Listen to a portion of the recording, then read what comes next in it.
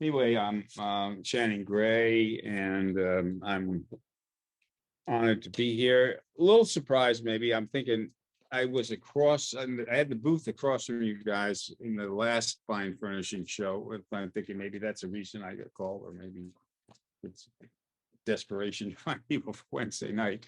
But I brought along some of the work I've been doing.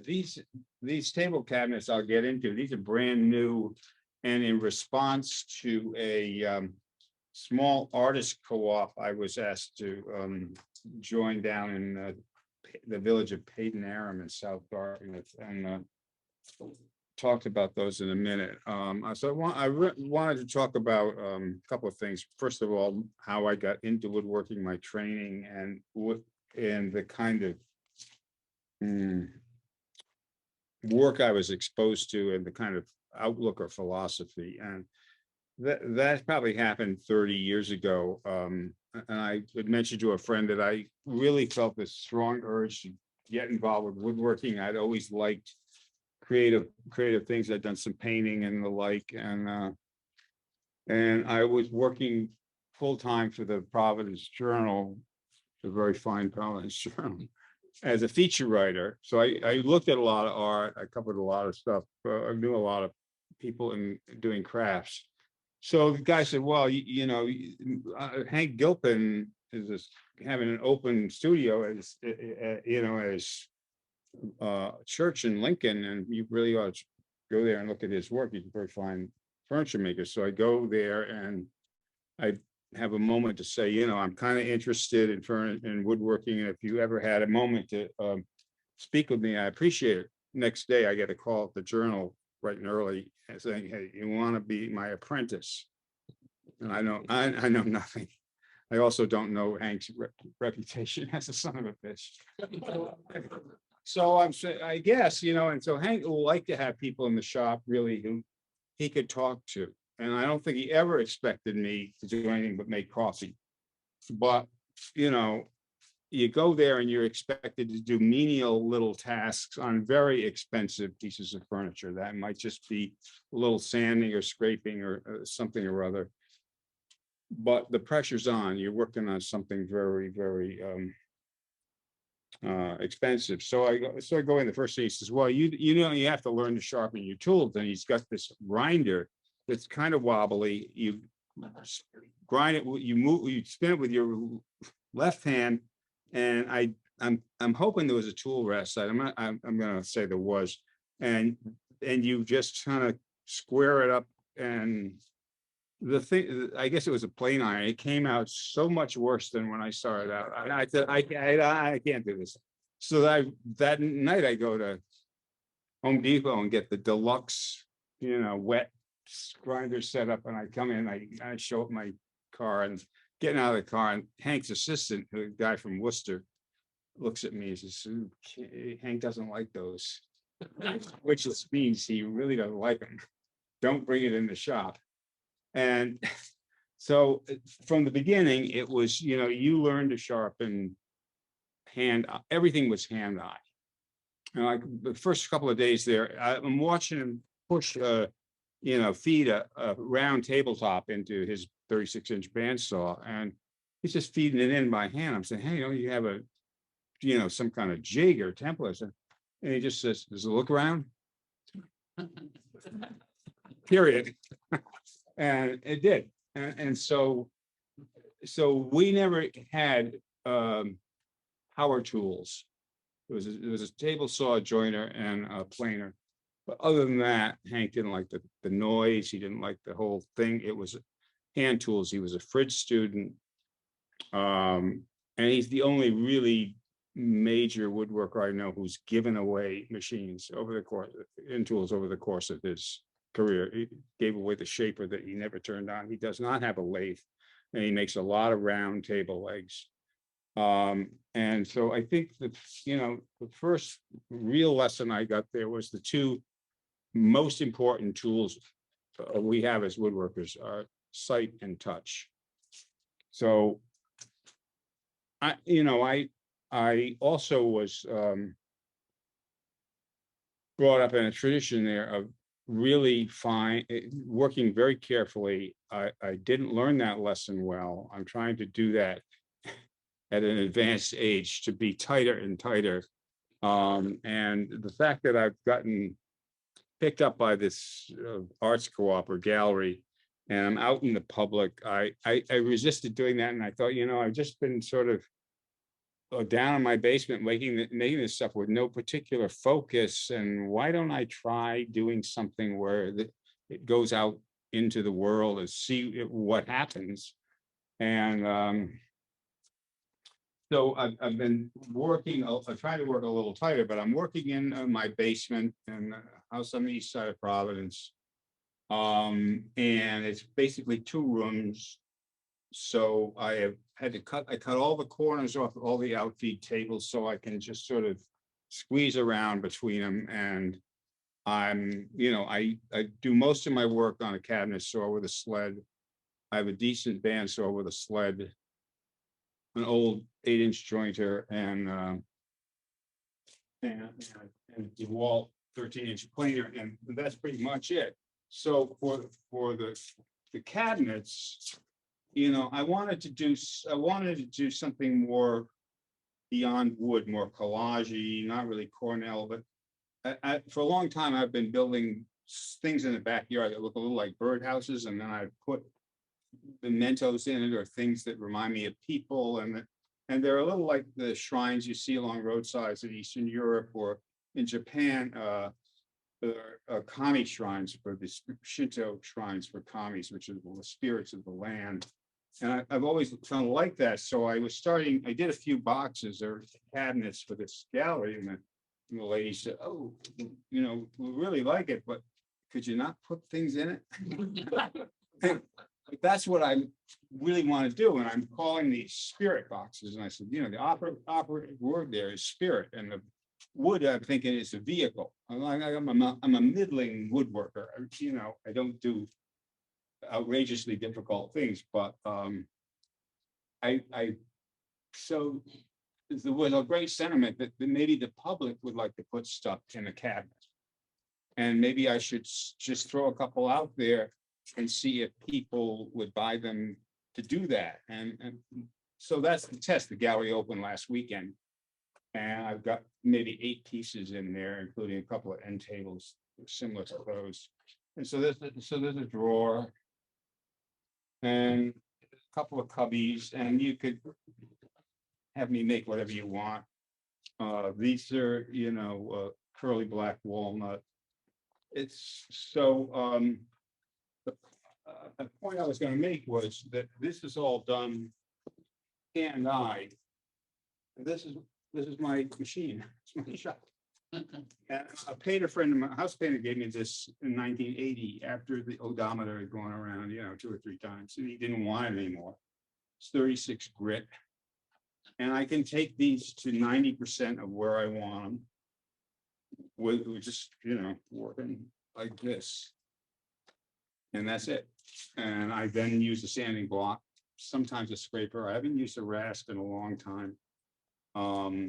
And so this is all done with this. This is all done with this and some sanding, the poles. And then, just table saw cuts. I use a blade that J.D. LaCourse built for me. That's a square curve. It doesn't have a set. So it's like a dado blade, and any kind of little cut you make first in there is really, really precise. So I like that. But the tables I've done sort of these 2 lines. I've done this as a coffee table. I have that in my living room without the shelf. And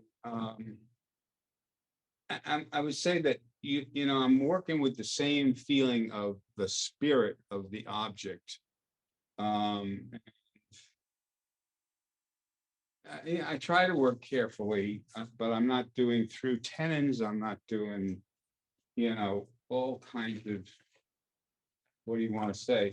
Somewhat ostentatious details. The details, the other thing I think I learned from Hank was very few details, 1 or 2 details. Otherwise, it gets confusing, the details you try to, that you include, then are fighting one another, and it's just, so very simple, so, this table, I got into because I really like the sense of energy coming out of this sort of base, and it comes up, I cut a half inch off this table 2 days ago off the top, because it was too big and it was blocking this kind of sense of, shooting upward. I'm always trying to use as little wood as possible and have a sense of buoyancy or airborne, not clunky, and that kind of, thrust there. It is really is important to me as the joinery, the design of the joinery. I'll tell you. So I took this down to this gallery in Payneham for my audition, and see if they liked it. And before I took it down, I took it by Hanks. I said, "Hey, what do you think?" And he wants to know the price. He said, "Oh, it's too high. You got to get the price down." I said, "I want it 1,500 for it." He said, "Oh, no. He said, get that shelf out of there." And I said, "But wait a minute, that's the whole." You asked my advice. You want my advice?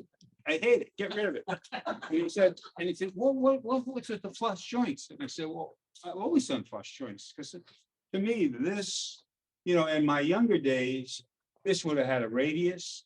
It might have done this. It might have had a curve this away. It would have been all over the place. This, to me, I find a great deal of beauty in the simplicity of straight lines. That these are, I'm not doing any kind of other form than just these three spacers in a completely clean box. And flush joints. And why don't you make the leg straight? Get rid of the curve. Well, that's the table. And he's just maybe busting balls, but he said, a lot of work. You could make a buck if you did something that would be a total boring embarrassment with my name on it. So, and then he says, "Well, the grain on this goes this way and the grain on this goes this way." And well, it goes this way, obviously, because I'm not going to put the this rung across this way, and it's just the way it works out. And where's the rule written that this grain can't go? This doesn't bother me at all, and I maybe the grain going different ways has a kind of tension to it that, and I just like this sort of whimsical split, this river there. That's so, I think that for me, this is a table that is simple, but has some kind of whimsical little touch to it that is, when I show this table, people say, "Oh, shake your tape," which I take as a compliment, because I'm very, very fond of shaker furniture. But I don't really, it's a little different than a shaker table. So it's classic. I've always thought, I should be making a much more complicated leg. Yeah. Something, and why? It's very classic, which means it fits into a lot of decor or a lot of people's sense of aesthetic. But it's got this kind of whatever you want to call it, contemporary, or is it Eastern, or, and then there's the floating top. Maybe I do that too much. Maybe I'm like, but I do that because I'm, again, about this buoyancy, this sense of like it's going to blow away in a breeze. And so it gives the whole table more lightness. It's simply done with a grinder. I don't have any, I hold on to it. I grind it. When it looks good, I stop.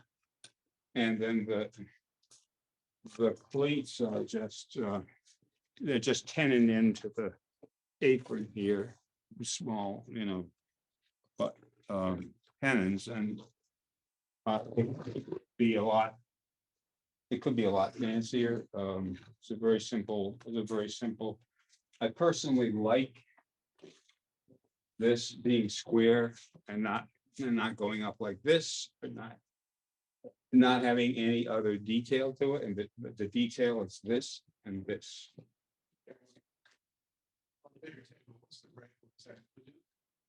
This one, no, this, yeah, this Paducah. Yeah, yeah. And it was redder. I'm glad it's browning up. I have down in this arts cooperative, I have a really curly black walnut version of this with Lubinga in it. And that's a really slight contrast. And it's very elegant. It's a great table. And has a totally different spirit than the curly table. I like the red oak because it's kind of undersung. It's kind of, oh, you didn't use white oak? What's he finish? So that's interesting. I'm not, on these tables, I'm using a tung oil wax mixture, and this one I use a German product called Osmo that I got through Amazon. And it's, you may know it, it's used a lot on flooring. It's a water repellent. And then on this, I'm using products that are being made now at Heritage Restoration off of Valley Street. And they bought a Vermont firm named Sutherland and Wells, which I'd not heard of, but it now has been moved to, Providence, and they make the finishes in their shop and sell them there. So they have this finish they like to call Millie's, which is a penetrating tung oil infused with beeswax. And I like the penetrating aspect of it, but they now have developed that same finish in a kind of gel that looks almost like Vaseline. And it has hemp oil in it instead of something else. But the penetrating oil is the finish feels a little starved, a little thin. So at the end, I put this more gel-like version of it on, but it's essentially tung oil with wax. And they make about a dozen finishes, including 2-part catalytic urethanes that they tell me are bulletproof. I'm not really, if I needed that, I would go with, I have some samples at home I'd get to play with, but these, I think this is a decent thing. I don't have a spray situation. I don't like brushing on stuff. I'm not even set up for any place that doesn't have tons of dust. So I've always done rub-on oil finishes. Sometimes I do the rub-on poly. Not so fond of that, but Watco makes a rub-on. You trying bush oil? Yes, ma'am. Quick question, what was the name of the gallery that you are now exhibiting? Oh, 6.5 Bridge Street. Okay. And then the second question, do you write out a design or sit down and design on paper, or I get the sense from hearing you speak that you just sort of start building and it speaks to you and you add or don't add based on what you're feeling? What I'm in the habit of doing on a small piece like this is I get a sheet of a 1/4-inch MDF, which is this, brown big stuff, cheap, and I cut out the parts and I lay them out on the floor. So it's a little bit more, it gives me a little bit more of the concreteness of, or how it plays in space than a drawing, even though it's essentially a drawing. And I can spread the parts out and move them around. I can do several iterations of a leg and put that in. And so I lay it out on the floor as pieces cut out of 1/4-inch plywood or MDF. You do that and then the final rendering. And then things may happen during the building that have, that are serendipitous, totally. And so I've never really been a mechanical drawing guy. I wasn't trained to do that. And I know that people are horrified when I say that. I don't really have a place to do it, but I don't, but I guess I've gotten by, which is a poor excuse, but I do actually make the parts and the spacers and the whole thing, and then I can sort of play around, I can move them, which is not so easy on a drawing. It's, yes, I can imagine. It's a flat version of the table. It's a 2D table. Yeah, yeah. 6.5, the gallery 6.5 Bridge Street, is just the name of the gallery? Yep. Okay, and it's in South Dartmouth, but the village is called Paved Narrow. Which is all A's. And it's a kind of a exclusive little corner of the world, which I'm hoping pays dividends, but we'll see. And so anyway, I do that, I use that grinder a lot. And I use, you know, a marking gauge, a knife, a sanding block, a scraper. I haven't used the rasp, as I said. I pretty much grind everything down to where I want it, and I do these with a scraper. I do these with a scraper, and I think that it seems to me that this is the kind of thing that makes sense for me to be doing at this point in my life, and the setup I've got. And I look at the chairs and I'm thinking, yeah, and no, it's not going to happen. I'm not going to get a steam setup. I'm not going to, I do some other things in my life. So this is kind of deciding what, what speaks to me. And I've been just toying around with these small, a little bit of a detail that's somewhat different, and the panels. I do have a template, so these are all the same. They're cut, on a bandsaw with a narrow blade, and then you spend like a month sanding out the curves and. But those are done with a template. And this stuff's all just winging it, and I'm trying to do more of that. And I'm I would like to do more.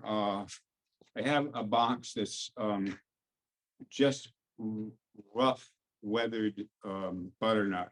It's 8x8, and it's filled with small stones I got from a beach in Jamestown. And then there's a small Hadoop square with some frosted glass, and to that is mounted a white starfish. And some I've mounted in the rocks, a white sand dollar. And this has been sitting out in a barn in Vermont for like 3 decades. It's got knots in it. I did a wall hanging for this gallery that was a triptych. It had a deer jaw. It had some feathers. It was made out of unfinished tamarack, which is a favorite wood of mine, and no finish on it whatsoever. A lot of knot holes, and I have I think my favorite piece of furniture in my home is a jelly cabinet that my folks got in someplace in Michigan when I was about 5 years old. And that's pine, and it's nailed together, and you can see the nails, which is an honest joint. It's been used for a while, and I really like that. It's got knot holes. It's just, you look at it, it's just got such a presence. That's not. It's just a very strong, beautiful piece of furniture, and I have a small Japanese tansu chest that's nailed together with bamboo nails. So I bought a lot of Japanese wooden nails that I'm starting to use. I'm thinking maybe I'll go more with just rough sawn stuff, any rusty nails. I don't know. The women aren't gonna like it, but I'm sort of playing with.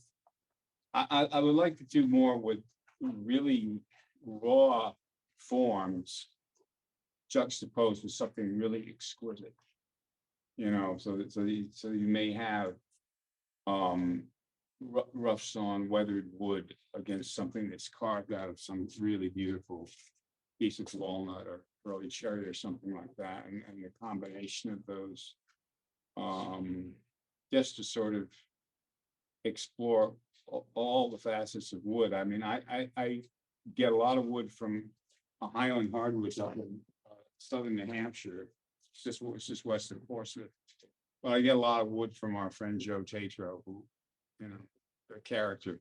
And a lot of it's hit or miss, but it's got, you get some stuff down there that is just mind boggling, that if you're working on small forms, you know, all kinds of odd formations and knotholes and things like this that if you sort of keep track of what he's cutting down there, he's down in Coventry, but you know, down by 117. And he cuts a shitload of wood. It's phenomenal, you know, and I keep a close eye on what's down there. I bought some dining room table slabs. My dining room table is made from a piece of silver maple I got down there. It's a phenomenal piece of wood. Yeah, you say something? So, This is on the table that you're leaning on right there. Yeah. It strikes me as very Japanese. Yeah. I think that's it. And I would say I think everybody went through Hank Shop has that stamp of some of his work, and I would say his is a combination of Asian, Shaker.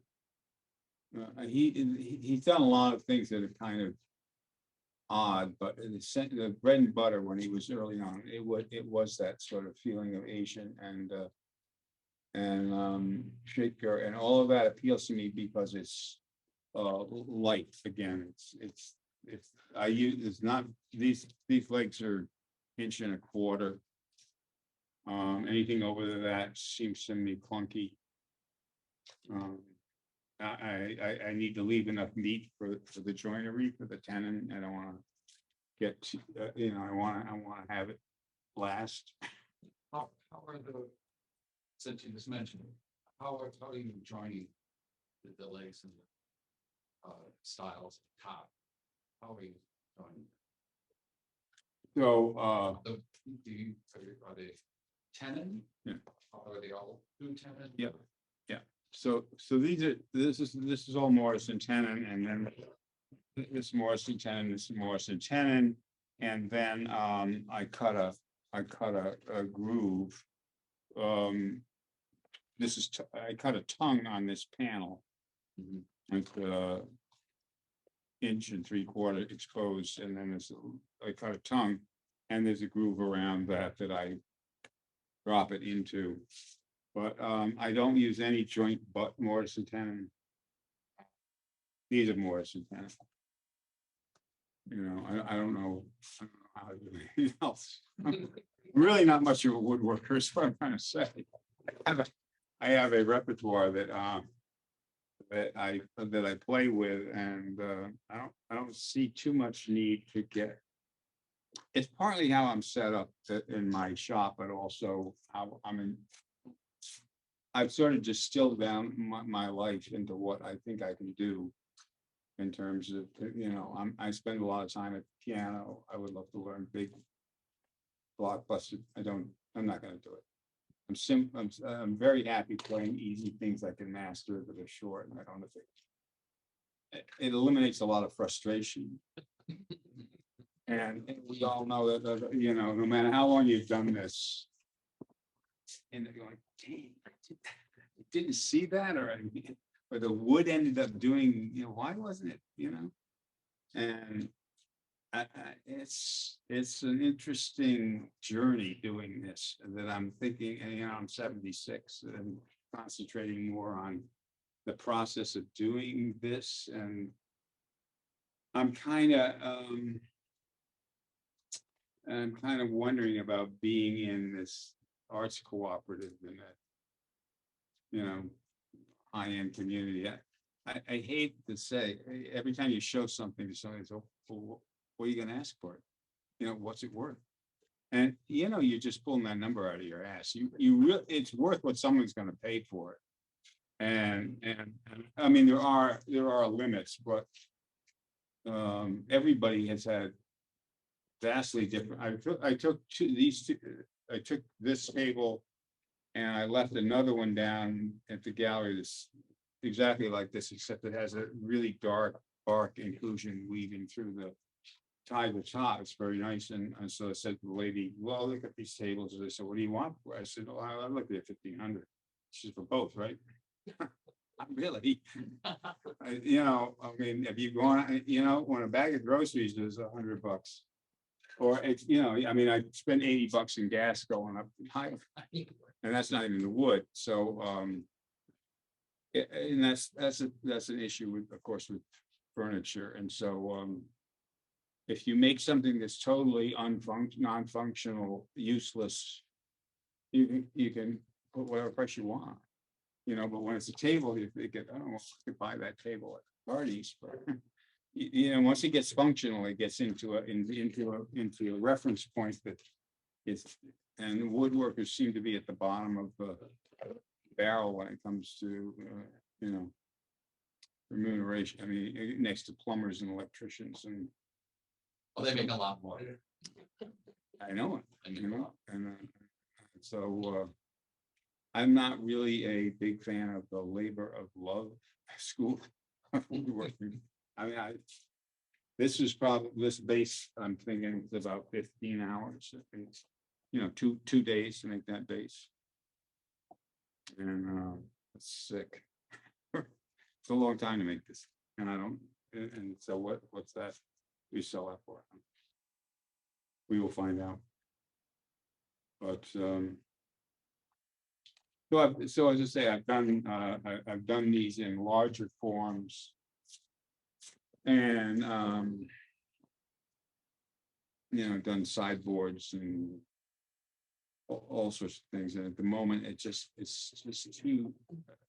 too much to do in a small house with other people, and it's just, so this does work for me. Yes. Okay, on that. What did you stand it up to? I can't really recall, but I'm gonna say, I don't use it all the time, but I do have the Festool disc set up with the HEPA-vac. And they, I believe, make discs up around 6,000. I have them up to 1,500 where there's no real sense of a grit anymore. 500 still has a feeling of a bit of a grit. 1,000 is more like a polishing thing. And sometimes I just take those pads and fold them over and hand sand them rather than drag out the HEPA-vac. This could have gone to 5. No, 500. Could have gone. It could have gone to 1,500. I'm not really sure. It's pretty smooth. Now that you mention it. You ever use a card scraper? Sometimes that's all I use. The coffee table I built with red oak of this design. I did the whole top with a scraper. I'm not really great at it, and my hands hurt like hell all day long. A scraper is the last thing I wanted to do, but I use it a lot on shaping. There's a lot of shaping legs and getting tool marks out, and the larger surfaces are not some. I'm a big fan of it. Yeah, and I brought that Stanley 8 plane along because I began using this a lot.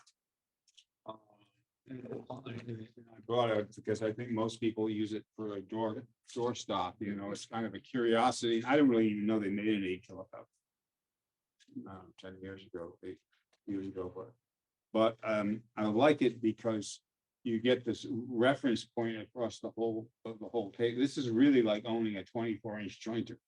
So you know, this plane covers the whole table, so it's not ever riding anything. You get a cut right across. It's heavy. You know, I only use hot blades, and I find this is a plane I use a lot. And scrapers, and then, you know. Probably 500 grit. Less so on the oak, you don't get that, you don't get that.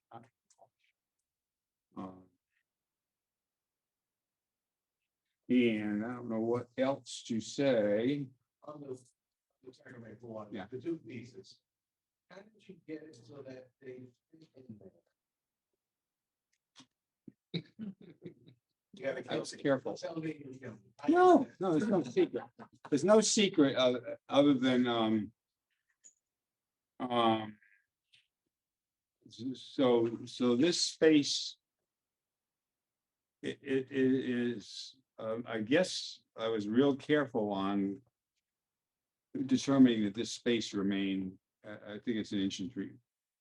It's an inch and 3/4, and it has 1/4 inch lip on, tongue on the top and bottom, so it's 2.25 inch panel. I cut the tongue. I cut almost everything, on a table saw, and as I said, I used this blade that I got at LaCourse. It has a totally square flat curve. So it's like a miniature dado blade, and I can run these things along. So the two. Yeah, goes up into here and down, the 1/4 inch tongues and a tongue this away. So I cut these on a table saw, which means I have to reference that. I make sure the back is the place I reference it from. And then I mark this with a marking knife, and I cut this with a 1/4 inch hollow chisel on the mortar.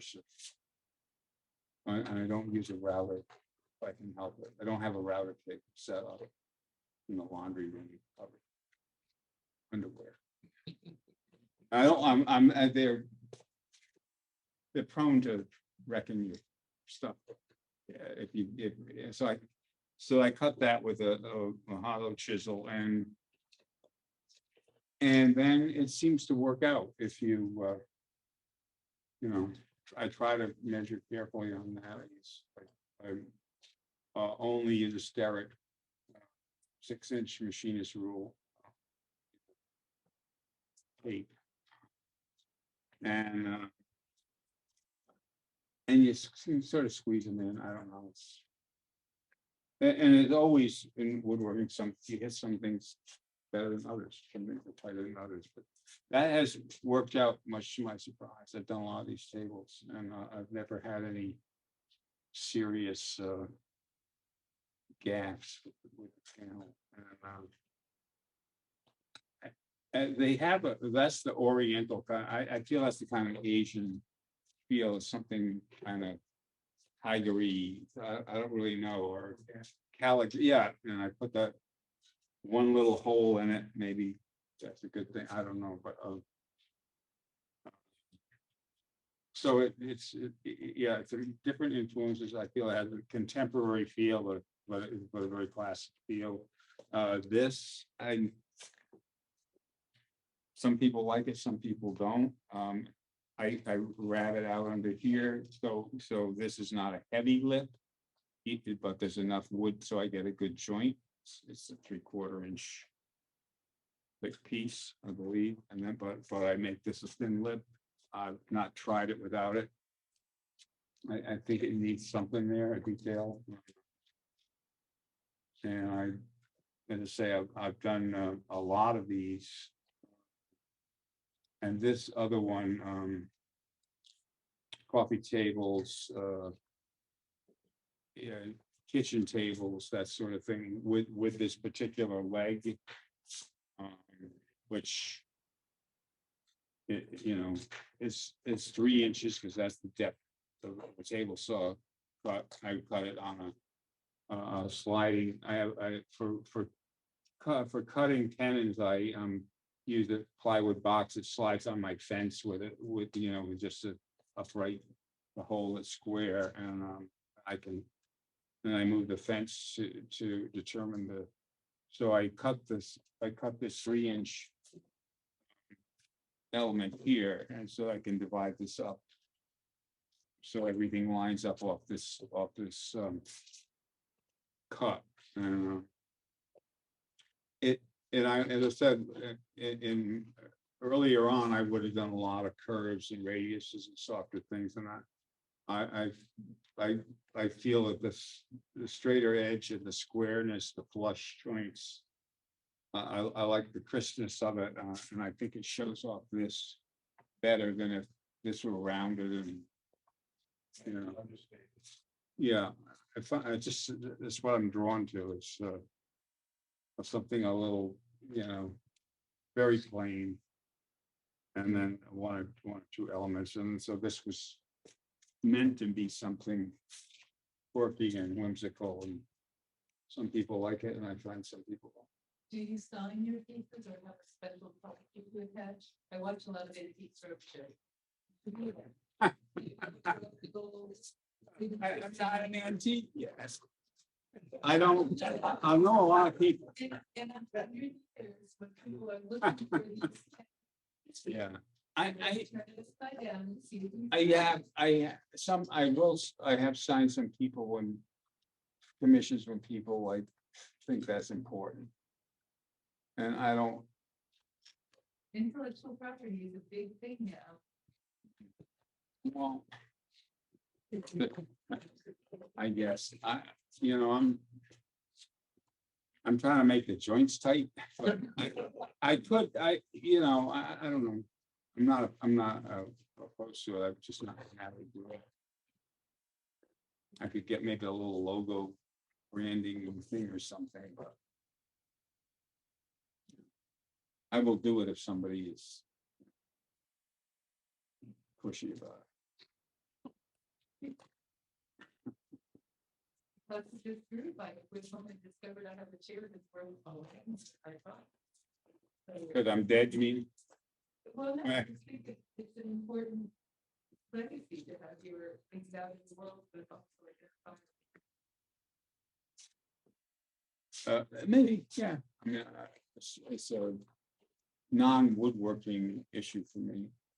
Just playing around with, what seems to be something I can do in a small space with my abilities and it's a design thing as opposed to, as I said, when I came in, my pickup truck has a bumper sticker on the back window that says woodworking. There's no app for that, which is my deal, it's just going down there 2 a.m. with a 15-volt grinder, see what happens. Should I go on for another hour?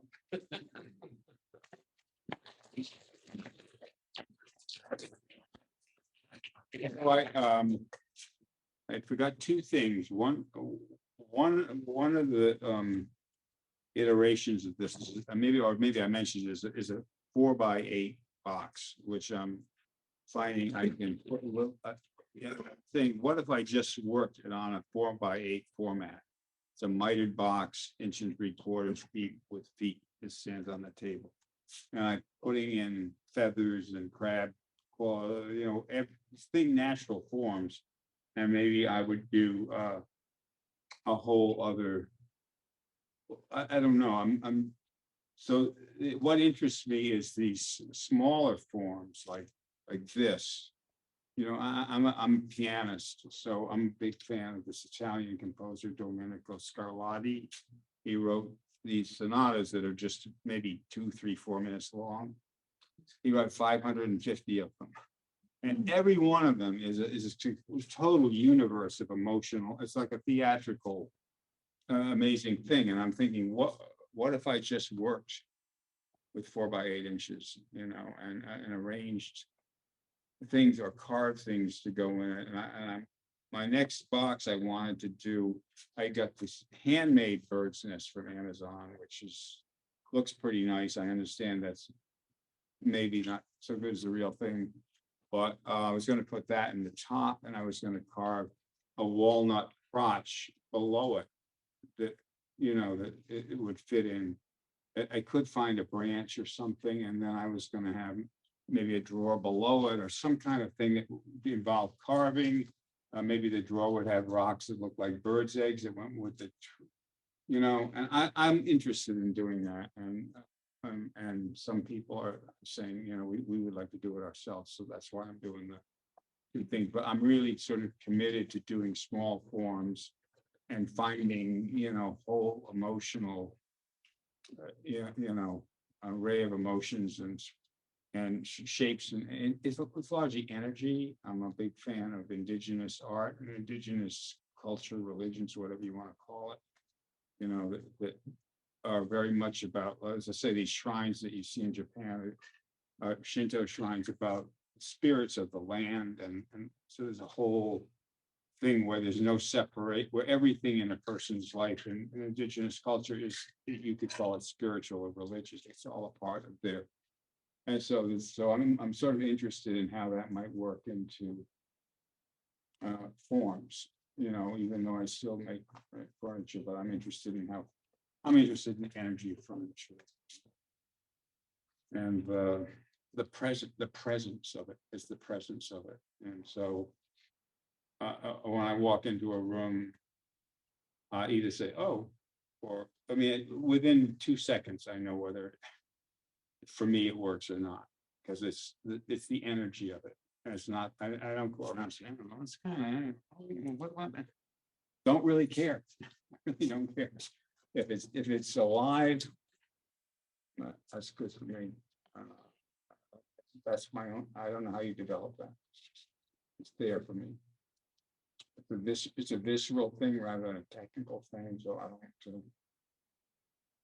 So I work very much on just on handwork.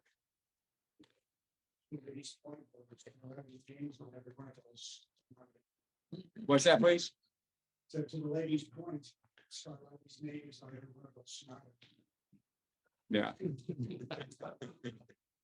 I was thinking of doing the boxes, calling it the Scarlatti series and doing 550 boxes. But that's a little long time. I don't know.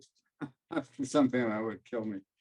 But I have a lot of interest in sort of cross disciplines and cultures. I mean, I spend a lot of time at the keyboard, and I spend a lot of time writing, and I try to write like people write music, and I try to think of, when at one point I had a very good teacher, and whenever we played box, he was saying, well, it has to have lift, it has to be buoyant, and so every time I look at this, I want it, I don't want it to be leaden, I don't want it to feel like it's, go glued to the ground as much as going up, and so it's a whole mindset about how you make that happen on a keyboard or on a table saw, or when you write something that the language has some sort of, bad writers, it just sits there. It's leaden, and it's a whole aesthetic that I try to work into whatever I'm doing.